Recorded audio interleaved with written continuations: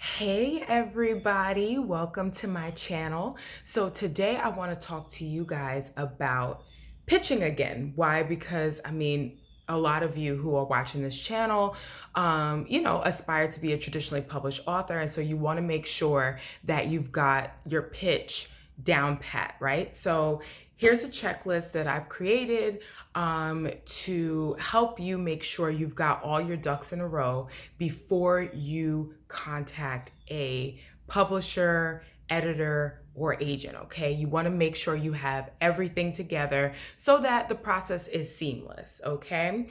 And also to make it easier for you just to have these things in your mind as you're, you know, getting ready to pitch. And so, of course, if you have not watched my video on pitching, I would suggest that you take a look at that first before you watch this video. But either way, you'll get the information you're looking for. So let's jump right in. The first thing that I always stress to authors is knowing and understanding the marketplace. I recognize that the process of writing a book is really difficult, okay? And so that takes a majority of your time. And then you kind of think, all right, I've written the book and I'm done. But once you've written the book, what is it that you want to do with it? And is it in the best possible shape as you're gearing up to self-publish, as you're gearing up to pitch? So you want to make sure that you have some quality product. And in order to have that quality product, I think you need to know what quality looks like. And you need to know where you fit within that space.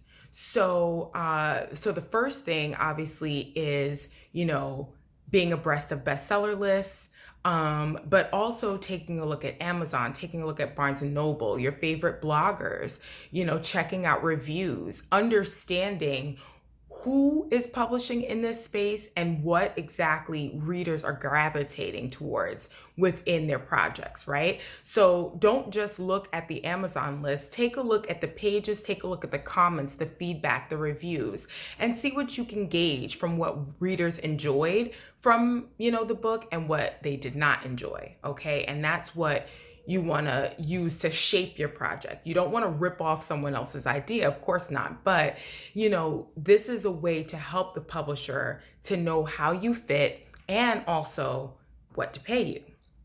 Okay, so any projects that you're, finding that are like your own, make sure they are no less than 3 years old. No more than 3 years old. 3 to 5 years old. Why? Because as we know, the marketplace is constantly changing. So you don't want to choose a book, what we call a comparison title or a competitive title, meaning that, these are books in the space that you're either going to compare to or compete with.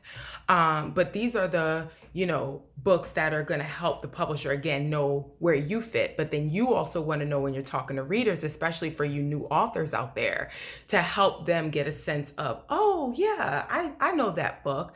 This is the same strategy for pitching. You want the editor, before they even read your work, you want them to know straight off, oh, okay, I know exactly which audience this is. I know exactly what the writer's going for. And that also helps us to know right away if your project is for us or not, because obviously if you're pitching something that we don't know or take on, then, that helps us know right away if you're the right client for us. So knowledge of the marketplace, making sure that, you have 2 to 3 comparison authors that are no older than 5 years, okay?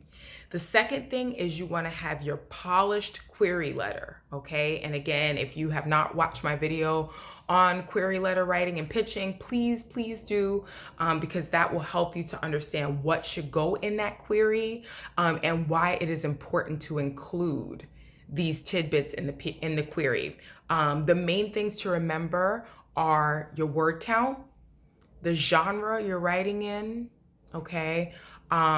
Your comp titles that we just talked about, so your knowledge of the marketplace, a very short description. This is not going to be a synopsis, okay? A short description like back cover copy, and a very brief bio. That are your main elements of a query letter. You also want to have your polished 3 to 5 page synopsis. Now, if the publisher or agency is requiring a full manuscript, then you can probably do a much shorter synopsis. I would say the sweet spot is 1 to 3 pages, but if they are only taking a short sample, you want to make sure that that synopsis gets a clear, view of your story from beginning, middle, and end. Don't be vague in the synopsis like you would in a book description when you're telling the publishing professional about how your story progresses from the beginning all the way to the end. So basically don't leave the end open. Include it, especially again, if the publisher or agency is not requesting a full. You want them to get a full view of what your story is so that they know whether or not they want to take it on, okay? You want to have a short and long bio available. Short, 50 words or less, something short and sweet, highlighting your credentials. And then you might have a separate document or within the proposal itself, a full, bio. And, you don't want to fill it with, a ton of fluff. I mean, some authors do. This is completely up to you. Like, these are my hobbies, etc. People are more, I think, interested in, your credentials and hobbies if it pertains to what you're writing about, okay?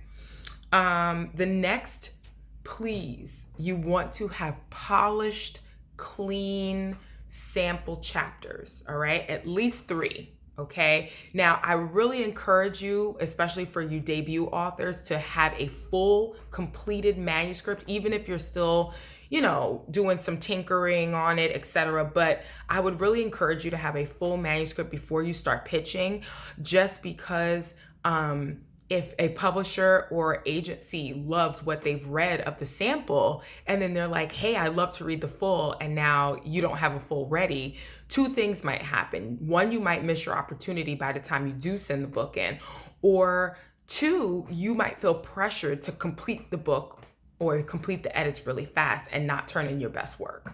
So I would really suggest, if you are a debut or even an author that is completely switching gears, writing something, out of their wheelhouse, and you might need a full manuscript, you want to make sure to have that ready or close to being ready before you start pitching.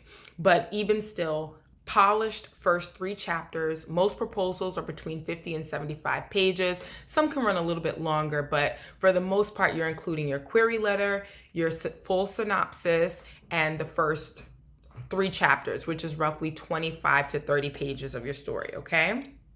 And then, like I said, you want to have your completed manuscript. Again, if it's not, completely polished, you might be attending conferences, you might be getting sensitivity readers, beta readers, an editor, working on it, helping you to polish it up. So even if you're still kind of in the polishing stage, I really, really, really want you all to make sure your query letter is free of typos, polished, that you're addressing someone. You're not just sending it out into the ether, into space.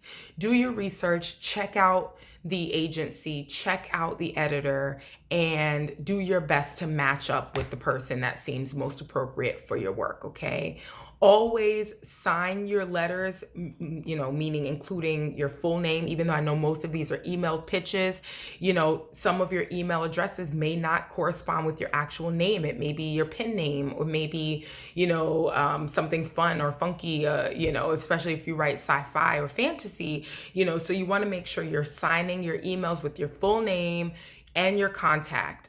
You don't need to put your mailing address, but you definitely want to make sure your email address is clear, or if you have another email address you want them to use. And for sure, social media links, right? Especially for those of you who have an established platform, you want to make sure your social media links are there, and your phone number, because if the publishing professional wants to give you a call, you want to help them to be able to contact you. So again, I'm going to run through that quick checklist again for you to make sure that you're ready to pitch before you actually pitch. And that is that you are knowledgeable of the marketplace, how you fit into it, as well as 3 to 5 comp titles and or authors within 3 to 5 years, okay? You want to have your polished query letter that is addressed to the publishing professional, clean of typos. I promise you, if your query letter is riddled with typos, that is a clear indicator for the editor or agent of what your writing is going to look like. So you want to make sure clean, polished. Same thing for your 3 to 5 page synopsis. Think of it like a book report. For those of you stressing out about writing the synopsis, just think about it as a book report. You want to focus on your main characters and secondary characters and really just show the reader where you're taking the story from point A to point B. So beginning, middle, end of your story. Definitely want to focus on the climax too. If you have a big kind of tension point, you want to get that climax in there. You want to have two author bios ready, a short and a long, highlighting your achievements in the short, expand on it however you will on the long. Again, include your social media links, especially if you have an established platform. You want to have your polished sample chapters, okay? At least 25 to 30 pages, maybe even 50 pages, depending on how long your story is. That'll give the reader a really great indication of your writing. Now, some, agencies and publishers only require a few chapters. The first chapter, some require a full manuscript. So if you are a debut writer or a writer switching gears, you want to make sure to at least have that polished full manuscript in the background somewhere, or almost complete, so that if the agent or editor, requests your stuff, you have it available. And that's it, guys. This is your checklist before you pitch. Please make sure that you have your ducks in a row. Also, that you're, following proper follow-up etiquette, giving the publisher 8 to 10 weeks to review, not harassing them, because a slow yes is always better than a fast no. Please let me know what you think about this video. If you have any questions or comments, please include them below. Thank you so much for your time and attention, and I'll see you next time.